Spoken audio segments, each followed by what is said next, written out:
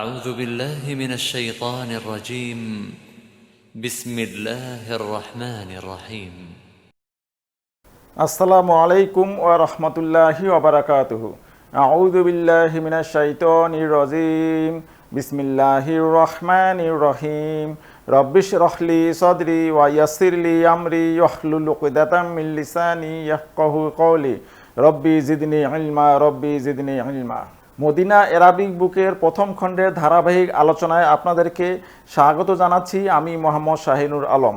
আশা করি আল্লাহর অশেষ রহমতে আপনারা ভালো আছেন। আমিও আল্লাহর রহমতে ও আপনাদের দয়ায় ভালো আছি আলহামদুলিল্লাহ। আরবি ভাষা শেখার সর্বশ্রেষ্ঠ বই মদিনা অ্যারাবিক বুক। মূল বইটির নাম হচ্ছে দুরুসুল লুগাতিল আরাবিয়া লিগাইরি নাতিকিনা বিহা, অর্থাৎ অনারবদের জন্য আরবি ভাষা শিক্ষা। এই বইটি লিখেছেন ডক্টর আব্দুর রহিম রহিমাহুল্লাহ। তো বইটি আমাদের ভারতীয় উপমহাদেশে মদিনা অ্যারাবিক বুক নামে পরিচিত। আমি এই বইটি অনুবাদ করেছি বাংলা এবং ইংরেজিতে, এবং খুব সহজ ও সাবলীল ভাষায় আরবি যে ব্যাকরণগুলো আলোচনা করা হয়েছে সেই ব্যাকরণগুলো আমি এখানে আলোচনা করেছি। যারা সাধারণ শিক্ষিত বা জেনারেল ব্যাকগ্রাউন্ডের এবং মাদ্রাসায় যারা পড়ালেখা করেন এবং শুরু থেকে আরবি শিখতে চান, তাদের জন্য এই বইটি হবে চমৎকার একটি বই। আপনারা যারা বইটি সংগ্রহ করতে ইচ্ছুক, ডিসক্রিপশন বক্সে হোয়াটসঅ্যাপ নাম্বার দেওয়া থাকবে, আপনারা যোগাযোগ করে বইটি সংগ্রহ করতে পারবেন ইনশাআল্লাহ। তো আমি এই বইটি থেকেই আলোচনা করব। তো বইটি আপনারা সংগ্রহ করলে এই আলোচনার সাথে আপনাদের বইটি মিলিয়ে পড়লে আপনাদের জন্য আরও সহজতর হবে। তো যাই হোক, আমরা এখন মূল আলোচনায় চলে যাই। মদিনা অ্যারাবিক বুক প্রথম খণ্ডের ইতিমধ্যে আমরা 9টি অধ্যায় শেষ করেছি। আজকে আমরা 10ম অধ্যায় শুরু করব ইনশাআল্লাহ। তো 10ম অধ্যায়ের আজকে এটি প্রথম পর্ব। তো এই পর্বে আমরা যে জিনিসটি আলোচনা করব সেটি হচ্ছে যে আমরা শুরুর দিকে শিখেছিলাম যে আরবি ভাষায় কালিমাগুলোকে 3 ভাগে ভাগ করা হয়। একটি হচ্ছে ইসিম, আরেকটি হচ্ছে ফেইল, আরেকটি হচ্ছে হরফ। তো আমরা এই 3টি বিষয় নিয়ে সাধারণভাবে আলোচনা করেছি, আপনারা নিশ্চয়ই এগুলো দেখেছেন। তো ইসিম চেনার কিছু আলামত রয়েছে। তন্মধ্যে খুবই গুরুত্বপূর্ণ 12টি আলামত নিয়ে আজকে আমি আলোচনা করব। তো এই আলামতগুলো যদি আপনারা ভালোভাবে দেখেন, পড়েন, তাহলে আপনাদের ইসিমগুলো চিনতে খুব সহজ হবে ইনশাআল্লাহ। তো এখানে মূল বইয়ে লেখক আসলে এই বিষয়গুলো নিয়ে আলোচনা করেনি। আপনাদের সুবিধার্থে আমি এই বিষয়টি এখানে নিয়ে এসেছি। আপনাদের সুবিধার্থে আপনারা যেন ভালোভাবে ইসিমগুলো চিনতে পারেন, তার সুবিধার্থে আমি মূলত এখানে এই বিষয়টিকে নিয়ে এসেছি। তো চলুন দেখা যাক 12টি কি আলামত থাকলে আমরা এই ইসিমগুলো চিনতে পারবো। আসলে 12টির পরেও আরও কিছু আলামত রয়েছে। তো আপাতত আমরা এই 12টি আলামত নিয়ে আলোচনা করব। এই 12টি আলামতই আপনারা মুখস্থ করবেন, পরবর্তীতে ধীরে ধীরে বাকিগুলো আমরা শিখব ইনশাআল্লাহ। ইসিম চেনার আলামত। ইসিম চেনার প্রথম যে আলামতটি নিয়ে আমি আলোচনা করতেছি সেটি হচ্ছে আলিফ লাম যুক্ত হওয়া। অর্থাৎ কোনো শব্দের সঙ্গে যদি আলিফ লাম যুক্ত হয় তাহলে আমরা ধরে নিব যে এটি একটি ইসিম। যেমন আল কিতাবু, এখানে আসলে মূলত শব্দটি ছিল কিতাবুন, অর্থাৎ একটি বই। তো এর সঙ্গে আলিফ লাম যুক্ত হয়ে গেল আল কিতাবু, অর্থাৎ বইটি। তো আমরা জানি আলিফ লাম কখন যুক্ত হয়। আমরা মারিফা এবং নাকিরা অর্থাৎ নির্দিষ্ট ও অনির্দিষ্ট ইসিম সম্পর্কে পড়েছি পূর্বে। তো এখানে আলিফ লাম যুক্ত হয়ে কিন্তু এই শব্দটিকে, এই ইসিমটিকে নির্দিষ্ট করা হয়েছে, অর্থাৎ মারিফা করা হয়েছে। তো তাহলে আমরা যখন কোনো শব্দের শুরুতে আলিফ লাম যুক্ত পাবো, তাহলে আমরা ধরে নিব যে এই শব্দটি হচ্ছে একটি ইসিম, বা এই কালিমাটি হচ্ছে একটি ইসিম। তাহলে আল কিতাবু হচ্ছে বইটি, অর্থাৎ এখানে আল কিতাবু হচ্ছে ইসিম। এরপরে 2 নাম্বার হচ্ছে তানবিন বিশিষ্ট হওয়া। অর্থাৎ কোনো শব্দ যদি শেষ অক্ষরে তানবিন হয় তাহলে আমরা ধরে নিব এটি হচ্ছে ইসিম। কোনো শব্দের শেষ অক্ষরে যদি তানবিন হয় তাহলে আমরা ধরে নিব এটি হচ্ছে ইসিম। যেমন আমি উদাহরণ দিয়েছি, কলামুন অর্থ হচ্ছে একটি কলম। এখানে দেখা যাচ্ছে যে কলামুনের শেষ অক্ষরে 2 পেশ হয়েছে, অর্থাৎ তানবিন হয়েছে, তার মানে এটি একটি ইসিম। এরপরে 3 নম্বরে যে আলামতটি সেটি হচ্ছে মারিফা হওয়া, অর্থাৎ নির্দিষ্ট হওয়া।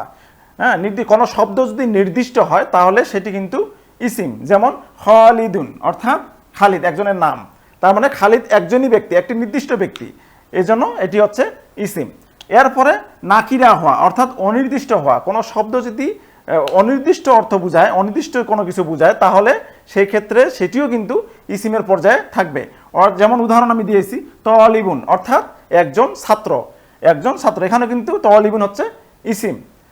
আচ্ছা, এরপরে হচ্ছে হারফুল জাররি, অর্থাৎ পূর্বে হরফেজর যুক্ত হওয়া।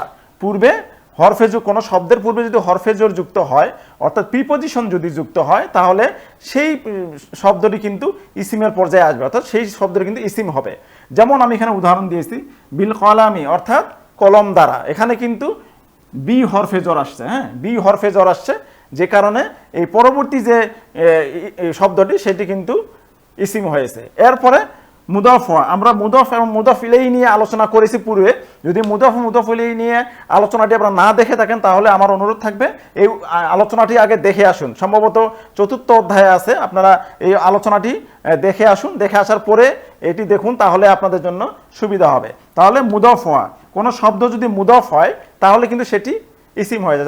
যেমন গুলামু জাইদিন, অর্থাৎ জায়দের গোলাম, এখানে গুলামু হচ্ছে ইসিম এবং এখানে কিন্তু মুদাফ, গুলামু হচ্ছে মুদাফ আর জাইদিন হচ্ছে মুদাফ ইলাইহি, তাহলে গুলামু হচ্ছে এখানে মুদাফ হওয়ার কারণে এটি ইসিম।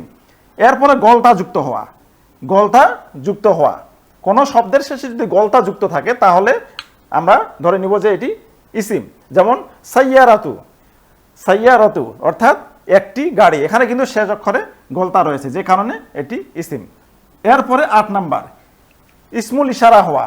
তো আমরা ইসমুল ইশারা সম্পর্কে জেনেছি যে কোনো কিছু যদি ইশারা করা হয়, কোনো কিছুকে যদি কোনো কিছুকে ইশারা করা, যে শব্দ দ্বারা ইশারা করা হয় সেই শব্দগুলোকে আমরা বলি যে ইসমুল ইশারা। আমরা এগুলো পূর্বের ভিডিওতে দেখেছি, পূর্বের ক্লাসগুলোতে দেখেছি। তো ইসমুল ইশারা কি হতে পারে?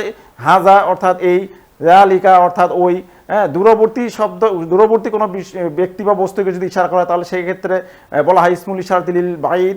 যদি কাছাকাছি কোনো শব্দ, কোনো বস্তু বা ব্যক্তিকে ইশারা করে তাহলে সেক্ষেত্রে তাকে বলা হয় ইসমুল ইশারাতি লিল করিব। তো এইগুলো আমরা পড়েছি। তো এই ইসমুল ইশারা যেগুলো আছে, এই ইসমুল ইশারাগুলো কিন্তু ইসিম। যেমন হাজা অর্থ এই। এরপরে ইসমুল মাউসুল, ইসমুল মাউসুল সম্পর্কে আমরা পড়েছি, রিলেটিভ প্রোনাউন যেগুলোকে আমরা বলি, হ্যাঁ, এগুলো আমরা পূর্বে আলোচনা করেছি। এগুলো আমার অনুরোধ থাকবে এগুলো আগে দেখে আসে তারপরে এটা দেখার। তো ইসমুল মাউসুল যেগুলো, সেগুলো কিন্তু ইসিম। আমরা কিন্তু বলেই দিচ্ছি যে ইসমুল মাউসুল। যেমন আল্লাদি, আল্লাদি হচ্ছে ইসমুল মাউসুল অর্থাৎ যিনি, তো এটি হচ্ছে ইসিম। এরপরে যে জরবগুলো, ইসমুল জরব যেগুলো আছে সেগুলোকে ইসিম বলা, যেমন ইজা, ইজা মানে হচ্ছে যখন, এটিও আমরা পূর্বে আলোচনা করেছি, এই ইসমুল জরব নিয়েও আলোচনা করেছি, এগুলো আপনারা দেখে আসবেন। এরপরে 11 নম্বরে আলাম হওয়া, অর্থাৎ কারো নাম হওয়া। আলাম মানে হচ্ছে নাম, কারো নাম হওয়া। যেমন আব্দুর রহমানি অর্থাৎ আব্দুর রহমান, হ্যাঁ, কারো নাম, এটি হচ্ছে একটি ইসিম। এরপরে দমির হওয়া, দমির কিন্তু আমরা আলোচনা করেছি, প্রোনাউন অর্থাৎ সর্বনাম, এগুলো নিয়ে কিন্তু আলোচনা করা আছে 4র্থ অধ্যায়ে। দমির, তো আপনারা এগুলো দেখে আসবেন।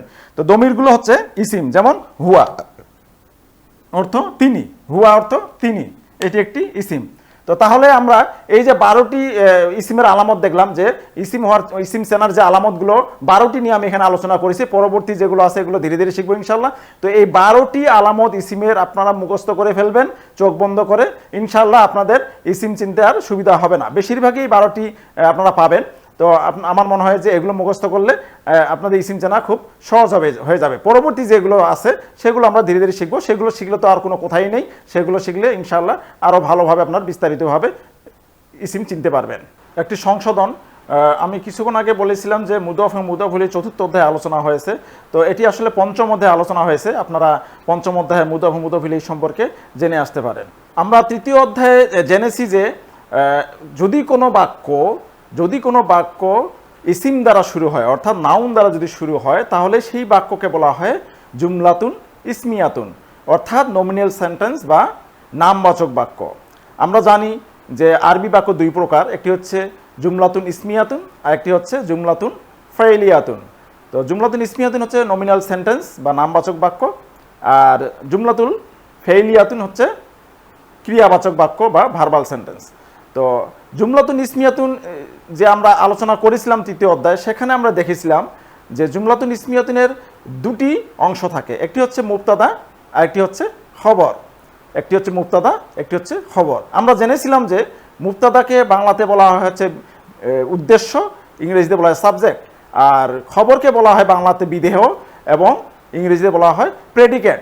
এই বিষয়টি আমরা জেনেছিলাম। তাহলে কি জুমলাতুন ইসমিয়াতুন হচ্ছে যেই বাক্য বা যেই সেন্টেন্সটি ইসিম বা নাউন বা বিশেষ্য দ্বারা শুরু হয় সেই বাক্যকে আরবিতে বলা হয় জুমলাতুন ইসমিয়াতুন, ইংরেজিতে বলা হয় নমিনাল সেন্টেন্স এবং বাংলাতে বলা হয় নামবাচক বাক্য। এটি আমরা মনে রাখবো। এই বাক্যের এই নমিনাল সেন্টেন্সের দুটি অংশ, একটি হচ্ছে মুবতাদা বা বাংলাতে উদ্দেশ্য, ইংরেজিতে সাবজেক্ট, আর একটি হচ্ছে প্রেডিকেট বা আরবিতে খবর বা বাংলাতে বিদেহ। এটি আমরা জানি এবং মনে রাখবো ইনশাআল্লাহ। তো এই বিষয়ে বিস্তারিত আপনারা প্রথম অধ্যায়ে দেখে আসতে পারি।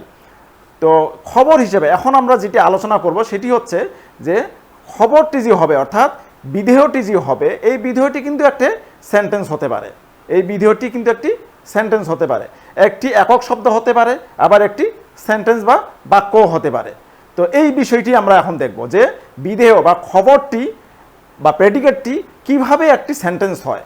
তো এটি আমরা আজকে দেখব। তো এই যে সেন্টেন্স হয়, এই সেন্টেন্সটি কিন্তু আমরা আবার জানি যে দুই প্রকার। তাহলে সেই ক্ষেত্রে এখানে নমিনাল সেন্টেন্সও হতে পারে, আবার ভার্বাল সেন্টেন্সও হতে পারে। অর্থাৎ খবরটি অর্থাৎ বিদেহ বা প্রেডিকেটটি একটি সেন্টেন্স হতে পারে। তো সেই ক্ষেত্রে এই সেন্টেন্সটি জুমলাতুন ইসমিয়াতুন বা নামবাচক বাক্য অথবা জুমলাতুন ফাইলিয়াতুন বা ক্রিয়াবাচক বাক্য দুটোই হতে পারে। তো আজকে আমরা যেটি দেখব সেটি হচ্ছে যে খবর হিসেবে জুমলাতুন ইসমিয়াতুন কিভাবে হচ্ছে সেটি আমরা আজকে দেখব ইনশাল্লাহ। তো আমরা মূল আলোচনায় চলে যাই। এখানে আমি একটি সেন্টেন্স লিখেছি, জাইদুন আবুহু কয়িমুন। জাইদুন আবুহু কয়িমুন। তো এখানে আমরা দেখতেছি যে বাক্যটি শুরু হয়েছে জাইদুন দিয়ে। তো জাইদুন কি? জাইদুন একটি ইসিম। এই যে আমরা কিছুক্ষণ আগে এই যে এখন কিন্তু আমরা যে ইসিম চেনার 12টি আলামত পড়েছিলাম, এখন কিন্তু এই 12টি আলামত কাজে লাগবে। তো এখানে আমরা দেখতেছি জাইদুন। তো এখানে আমরা দেখতেছি শেষ অক্ষরে তানবিন রয়েছে, তাহলে এটি একটি ইসিম। আমরা আরও একটি বিষয় দেখতে পারি, এটি কিন্তু মারিফা। এটি কিন্তু মারিফা অর্থাৎ নির্দিষ্ট, এটি নির্দিষ্ট। তাহলে সেই হিসেবে এটি ইসিম। আরও একটি বলা যেতে পারে, এটি কিন্তু একটি নাম অর্থাৎ আলাম, এটি একটি নাম, তাহলে এটি একটি ইসিম। এই যে আমরা ইসিম চেনা আলামতগুলো জানি দেখি আমরা এখন কিন্তু এইটি যে ইসিম সেটি আমরা চিনতে পারতেছি। তাহলে জাইদুন একটি ইসিম এবং এই ইসিম দিয়ে বাক্যটি শুরু হয়েছে, তাহলে এই সেন্টেন্সটিকে আমরা বলবো আল জুমলাতুল ইসমিয়াতু অর্থাৎ নমিনাল সেন্টেন্স বা নামবাচক বাক্য। তো তাহলে এখানে আমরা যে জেনেছি নমিনাল সেন্টেন্স বা বাক্য দুইটি অংশে বিভক্ত, একটি হচ্ছে মুবতাদা এবং একটি হচ্ছে খবর। তো তাহলে এখানে জাইদুন হচ্ছে মুবতাদা, এই জাইদুনটা কিন্তু হচ্ছে এখানে মুবতাদা।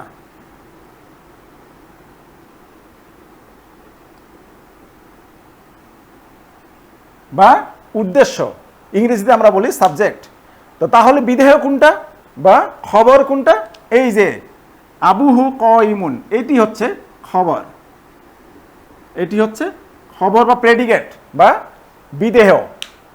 নিশ্চয়ই আমরা বুঝেছি জাইদুন হচ্ছে সাবজেক্ট আর আবুহু কয়িমুন হচ্ছে প্রেডিকেট অর্থাৎ মুবতাদা এবং খবর। এখন এই খবরের মধ্যে আমরা দেখি, এখানে আমরা দেখি যে আবুহু কয়িমুন যে বলছে, এখানে কিভাবে এটা কি কোন ধরনের সেন্টেন্স, নমিনাল সেন্টেন্স নাকি নমিনাল সেন্টেন্স নাকি ভার্বাল সেন্টেন্স, এটি আমরা দেখি। তো প্রথম যে শব্দটি রয়েছে সেটি হচ্ছে আবুহু। আবুহু, তো এটিকে আমরা ভেঙে দেখি, এটি কিন্তু দুটি শব্দ মিলিত হয়ে এই শব্দটি গঠিত হয়েছে। তা আবুহু কিভাবে আসে? প্রথমেই একটি শব্দ আবুন, এটি হচ্ছে এর অর্থ হচ্ছে পিতা। আবুন শব্দের অর্থ হচ্ছে পিতা।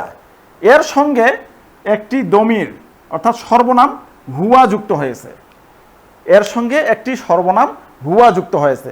তো আমরা জানি যে সর্বনামগুলো দমিরগুলো কিন্তু দুই প্রকার, এটি আমরা জানি। দমিরগুলো দুই প্রকার, একটি হচ্ছে দমিরুন মুনফাসিলুন, একটি হচ্ছে দমিরুন মুত্তাসিলুন অর্থাৎ সংযুক্ত সর্বনাম। একটি দমিরুন মুনফাসিলুন হচ্ছে মুক্ত সর্বনাম আর দমিরুন মুত্তাসিলুন হচ্ছে সংযুক্ত সর্বনাম। অর্থাৎ যেই সর্বনামগুলো কোনো শব্দের সঙ্গে যুক্ত হয়ে আসে সেগুলো সংযুক্ত সর্বনাম বা দমিরুন মুত্তাসিলুন, আর যেই শব্দগুলো পৃথকভাবে অর্থাৎ কোনো শব্দের সাথে যুক্ত হয়ে আসে না সেগুলোকে বলে দমিরুন মুনফাসিলুন অর্থাৎ মুক্ত সর্বনাম বা ডিটাচ প্রোনাউন। তো এখানে আমরা যখন আবুনের সঙ্গে হুয়া প্রথমে ছিল মুনফাসিলুন অর্থাৎ মুক্ত সর্বনাম। আবুনের সঙ্গে যখন হুয়াকে যুক্ত করা হবে তখন হয়ে যাবে আবুহু। তো এখানে আমরা দেখতেছি যে আবু, এই আবু শব্দটি ছিল তানবিন হয়ে গেল হরকত। এর কারণ হচ্ছে এটি মুদফ হয়ে গেল। আমরা মুদফ এবং মুদফ ইলাইহি সম্পর্কে পঞ্চম অধ্যায়ে পড়েছি। তো এটি কিন্তু মুদফ হয়ে গেল, আর মুদফ হয়ে গেলে আমরা জানি তানবিন উঠে গিয়ে হরকত হয়, এবং এর সঙ্গে হুয়া দমির যুক্ত হয়ে হু হয়ে গেছে, অর্থাৎ দমিরুন মুত্তাসিলুন হয়েছে, সংযুক্ত সর্বনাম। অর্থাৎ আবুর সঙ্গে হু দমিরুন মুত্তাসিলুন সংযুক্ত হয়ে গেছে এটা মুদফ ইলাইহি, এটা হয়ে গেছে মুদফ ইলাইহি। আর আবু হচ্ছে মুদফ, তার মানে তার পিতা। আবুহু মানে তার পিতা, ঠিক আছে। তো তাহলে এখানে আমরা দেখতেছি আবুহু, আবুটা কি এখানে মুদফ। ওই যে আমরা 12টি আলামতের মধ্যে পড়েছি যে মুদফ হলে সেটি ইসিম হয়, তাহলে আবু হচ্ছে ইসিম। এখানে আবু মুদফ হওয়ার কারণে আবু হচ্ছে ইসিম। তাহলে ইসিম দিয়ে যেহেতু এই বাক্যটি শুরু হয়েছে, তাহলে এটি একটি নমিনাল সেন্টেন্স বা জুমলাতুন ইসমিয়াতুন। তো তাহলে আমরা এখানে দেখতেছি যেহেতু এটি নমিনাল সেন্টেন্স বা জুমলাতুন ইসমিয়াতুন, তাহলে অবশ্যই এর দুটি অংশ রয়েছে, একটি মুক্তাদা এবং খবর। অবশ্যই এর দুটি অংশ রয়েছে, একটি মুক্তাদা একটি খবর। তাহলে তো নাহলে তো নমিনাল সেন্টেন্স হবে না বা জুমলাতুন ইসমিয়াতুন হবে না। তাহলে এই যে বাক্যটি আমরা আবার নতুনভাবে জুমলাতুন ইসমিয়াতুন পেলাম, এটার মধ্যে কোনটা মুক্তাদা এবং কোনটা খবর সেটি আমরা দেখি। তো এখানে আমরা দেখতেছি আবুহু, এটি আবু হচ্ছে মুদফ, হু হচ্ছে মুদফ ইলাইহি। এই যে মুদফ এবং মুদফ ইলাইহি মিলে কিন্তু মুক্তাদা, মুদফ এবং মুদফ ইলাইহি মিলে মুক্তাদা, ঠিক আছে। মুদফ এবং মুদফ ইলাইহি মুক্তাদা। এরপরে যেই অংশটি রয়েছে কয়িমুন, এই কয়িমুন হচ্ছে খবর, এই কয়িমুন হচ্ছে খবর। তাহলে আবু হলো মুক্তাদা, কয়িমুন হলো খবর। এই মুক্তাদা এবং খবর মিলে এই আবুহু কয়িমুন হচ্ছে জুমলাতুন ইসমিয়াতুন। আবার এই জুমলাতুন ইসমিয়াতুন আবার কি হলো, এই যে জাইদুন রয়েছে, এই জাইদুনের কিন্তু খবর, এই পুরো সেন্টেন্সটি কিন্তু জাইদুনের খবর। আবার এই জাইদুন মুক্তাদা এবং এই খবর মিলে জুমলাতুন ইসমিয়াতুন, অর্থাৎ পুরো সেন্টেন্সটা আবার জুমলাতুন ইসমিয়াতুন হয়ে গেছে। আশা করি আমি বুঝাতে পেরেছি। যদি আপনারা এই পর্যন্ত না বুঝে থাকেন, এই কথাগুলো আবার রিপিট করে শোনেন, তাহলে ইনশাআল্লাহ বুঝতে পারবেন। এরপরে আরও একটি উদাহরণ আমি দিয়েছি, সেটি হচ্ছে খালিদুন আবুহু আলিমুন, অর্থাৎ খালিদের পিতা আলেম। তো এখানে আমরা দেখতেছি খালিদুন হচ্ছে এখানে মুক্তাদা, খালিদুন হচ্ছে এখানে মুক্তাদা। পরবর্তীতে আবার একটি জুমলাতুন ইসমিয়াতুন এসেছে। এখানে কেন মুক্তাদা হলো, কেন নমিনাল সেন্টেন্স হলো, কারণ খালিদুন হচ্ছে একটি নাম। তো এরপরে যেই সেন্টেন্সটি আসতেছে, সেই সেন্টেন্সটির শুরুতেও কিন্তু ইসিম রয়েছে, অর্থাৎ আবু, এটি মুদফ হওয়ার কারণে এটি ইসিম, তার মানে এটি একটি নমিনাল সেন্টেন্স বা জুমলাতুন ইসমিয়াতুন। তাহলে এখানে আবুহু হচ্ছে আগের মতোই মুদফ এবং মুদফ ইলাইহি মিলে এটি আবার সাবজেক্ট, অর্থাৎ মুক্তাদা, আর আলিমুন হচ্ছে খবর। তাহলে এই মুক্তাদা এবং খবর মিলে এটি একটি জুমলাতুন ইসমিয়াতুন বা নমিনাল সেন্টেন্স। তাহলে এই নমিনাল সেন্টেন্স আবার এই খালিদুনের খবর, এই মুক্তাদা এবং খবর মিলে আবার নমিনাল সেন্টেন্স বা জুমলাতুন ইসমিয়াতুন। আশা করি আপনারা বুঝতে পেরেছেন। যদি আপনারা বুঝতে না পারেন, আবার রিপিট শোনেন, রিপিট শুনলে বিষয়গুলো আবার ক্লিয়ার হয়ে যাবে। এখন একটি খুবই গুরুত্বপূর্ণ বিষয় নিয়ে আলোচনা করব, আপনারা মনোযোগ দিয়ে শুনবেন। সেটি হচ্ছে খবর হিসেবে যদি কোনো নমিনাল সেন্টেন্স বা জুমলাতুন ইসমিয়াতুন বা নামবাচক বাক্য আসে, তাহলে অবশ্যই সেখানে এমন একটি দমির বা ইসিম থাকবে যেটি মুক্তাদার দিকে ফিরবে, যেটি মুক্তাদার দিকে ফিরবে। কিভাবে ফিরতেছে সেটি আমরা দেখব ইনশাআল্লাহ উদাহরণে। তো আমরা এই বিষয়টা মনে রাখবো, যদি কোনো বাক্য বা সেন্টেন্স যদি খবর হিসেবে আসে, তাহলে সেই বাক্যতে, সেই সেন্টেন্সটিতে এমন একটি দমির বা এমন একটি ইসিম থাকবে, যেই দমির বা ইসিমটি তার মুক্তাদার দিকে ফিরবে, অর্থাৎ মুক্তাদার দিকে সেই দমির বা ইসিমটি ফিরবে। তো আমরা উদাহরণে দেখি।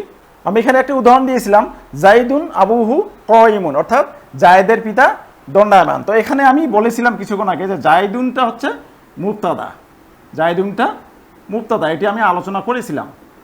তো এখানে আমরা দেখতেছি যে জাইদুন মুক্তাদা। পরবর্তী যে সেন্টেন্সটি, এটি একটি নমিনাল সেন্টেন্স বা জুমলাতুন ইসমিয়াতুন, এটি একটি জুমলাতুন ইসমিয়াতুন। এবং এখানে আমরা দেখতেছি যে এই আবুহু কয়িমুন হচ্ছে এই জাইদুনের খবর। তা আমি কিছুক্ষণ আগে বলেছিলাম যে খবর হিসেবে যদি কোনো নমিনাল সেন্টেন্স বা জুমলাতুন ইসমিয়া আসে, তাহলে সেই ক্ষেত্রে সেখানে এমন একটি ইসিম বা এমন একটি দমি থাকবে যেটি মুক্তাদার দিকে ফিরবে। তাহলে এখানে আমরা দেখতেছি যে আবুহু এর এই যে হু রয়েছে, দমিরুন মুত্তাসিলুন হু রয়েছে, এই হুটি কিন্তু জাইদুনের দিকে ফিরতেছে। কিভাবে? সেটি হচ্ছে যে আবুহু তার পিতা, আবুহু তার পিতা, কার পিতা? জায়দের পিতা। আবুহু কার পিতা? জায়দের পিতা। এখানে আমরা দেখতেছি যে আবুহু, আবুহু মানে হচ্ছে তার পিতা, কার পিতা?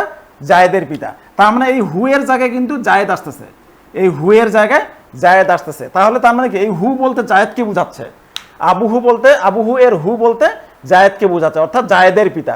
তাহলে কি এই যে হুটা, এই হুটা মুবতাদার দিকে ফিরতেছে।